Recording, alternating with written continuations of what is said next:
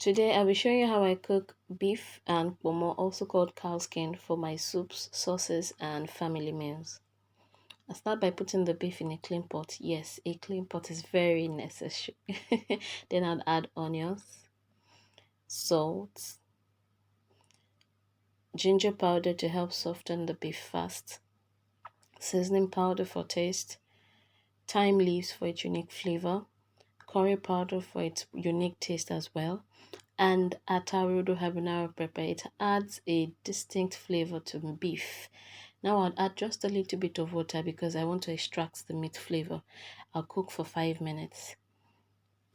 After 5 minutes, it's time to stir the beef properly to ensure none is stuck to the pot. Then I'll add more water and add my cow skin. I'm adding my cow skin now because beef cooks for more time than cow skin. So to avoid my cow skin being overcooked, I have to add it now, and I'll cook till beef is soft. Yay, yippee yippee. Cooked beef and Ponmo is ready. Thank you for watching my video.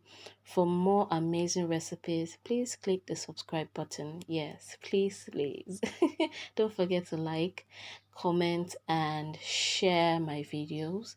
So you can use this meat broth for anything. You can use it to cook rice, jollof rice, fried rice, coconut rice, your soups, egusi soup, ogbono soup, your sauces, anything at all, and it really tastes amazing. You'd love to try it, right?